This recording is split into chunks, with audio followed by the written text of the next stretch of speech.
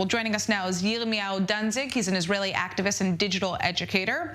And Samer Sinijlawi, he's a Fatah activist from Jerusalem and the chairman of the Jerusalem Development Fund.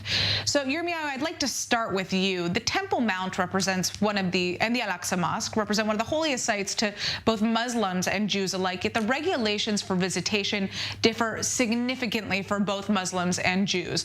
Break that down for our viewers. What are those regulations that Jews face when it comes to coming to the site, whether or not they can pray, and how this kind of contributes to the consistent clashes that we've been seeing at the site almost every year? Shalom and Ramadan Mubarak to all of the Muslim viewers, and thank you for having me. So it's very clear that the status quo on the Temple Mount, Haram al-Sharif, to the Muslim world is discriminatory. There are 12 active accesses to the Temple Mount compound, and of those entrances, only one of them is open to non-Muslims to enter and to visit, whether Jewish, Christian, atheist, Buddhist, it doesn't matter. And they're only allowed to visit for around 5 hours a day, 5 days a week. And if you just compare that to the status quo for Muslims that can enter at all times of the day in which the compound is open, 7 days a week, and from all of the entrances. Now, how do you think that contributes to the clashes that we've been seeing? And Samad, I'd kind of like to hear your opinion on that, especially what we've been seeing over the course of the past week. Well, allow me to do another comparison.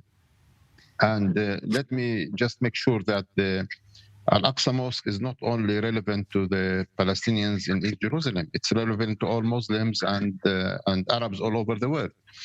And the comparison I would like to do is that while there are around 100,000 Jews in the Arab world and around hundreds of Beit Knesset in synagogues all over the Arab world, we have never seen one incident where an Arab police decides to invade any synagogue in the brutal way that we have noticed that the Israeli police has done twice last week in Al-Aqsa Mosque.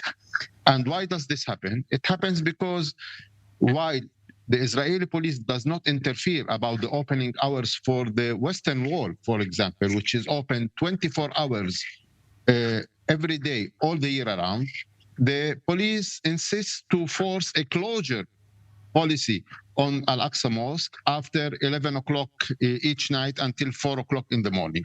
And that's why the police has entered.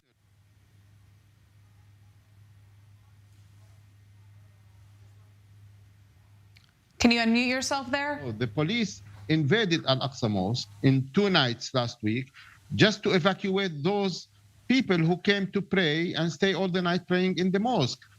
And these images that have circulated has a lot of impact on the Arab world.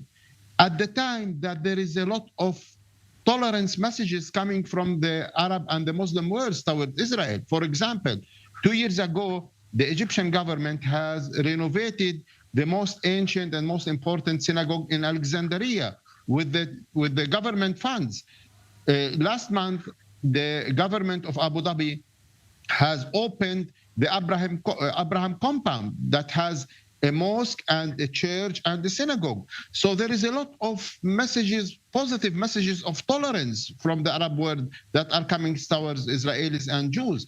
And the Arab audience all over the world, the Muslims all over the world, they are seeing in return those brutal images of the Israeli police entering a mosque and clubbing those people and arresting them in a humiliating way. So Yirmiyahu, I want to give him a second to respond to some of what you're saying, because it interests me to understand whether or not you think that banning Jews from visiting the Temple Mount over the course of the last 10 days of Ramadan, which we've seen happen for a decade now, this is consistent, this happens almost every single year, is that going to truly prevent more violence? And what is your response, obviously, to what we're hearing Samer say? So all due respect to the security officials in Netanyahu's cabinet that have made this decision, I do not think that this is going to prevent further violence. This is really putting a Band-Aid on a much deeper wound, and that's intolerance that dominates the status quo. Let's not present a distorted picture of reality to the viewers. Every time in this small window of hours that Jews are allowed to visit the holiest site in Judaism, they are assailed with insults and often attacked, because while there are amazing, statements of tolerance and peace in the Arab world towards Israelis and towards Jews. That is not the prevailing feeling by the Palestinian Waqf that controls the Temple Mount, and also the visitors that go there that are sent there by Hamas and other extremist organizations that basically see any presence of Jews on the Temple Mount as, in their words, a defilement of the sacred site. So we need to be very clear about this, that this status quo should be something that disturbs anybody with a liberal and a progressive bone in their body that believes in the rights for human dignity and freedom of worship. And if the Waqf and the Israeli police have agreed to certain hours that the site should be open and should be closed, that needs to be respected, because that does not violate the human dignity of the millions of people, of Muslims that go to Haram Sharif, to Al-Aqsa Mosque to pray every single year. Now, going back to the issue of violence again, we, saw police warnings that if there were to be any more clashes in Jerusalem, any more clashes at the Al-Aqsa Mosque and on the Temple Mount, then what we would be in turn seeing is increased violence on the streets here in Israel, similar to what we saw back in May of 2021 when there were clashes in mixed Arab and Jewish cities. Both of you live here on the ground. Samad, I'd like to ask you, what is the prevailing feeling of Arab Israelis specifically living in this country right now during this time? Do they feel that that is a scenario that could happen once again? Well, it is a scenario that is happening. We have seen some incidents, some demonstrations in Al-Fahim and Sakhnin and Haifa, and we have seen that also some Palestinian Israelis, Arab Israelis have participated in attacks. So it is happening. We are in the middle of this. But I would like to go to the comparison that your guests have said. I don't think that really Israel respects the freedom of worship, because Israel does not allow all Muslims to come to Al-Aqsa Mosque. Even Muslims who are nationals of countries that have signed agreement with Israel, including Jordanians, for example. None of the Jordanians is allowed to come and pray in Al-Aqsa Mosque. Taking into consideration that the Arab world opened its doors, like in Doha, for example, for all Israelis, despite that there are no diplomatic relations between Qatar and Israel, to come and watch the FIFA games, for example. So why does Israel block all the Arab and Muslim people to come and play in the third most important mosque? This is not freedom of worship. And now, today, Israel has declared that it is restricting the number of Christians on Saturday that are coming to worship in the Church of Sepulchre, limited the number to 1,800 only. From all over the world, only 1,800 Christians can come and visit the church. And this is the most important Christian day in the Eastern holidays. So in a way or another, Israel is not sending positive messages to all non-Jews in the city and all over the world.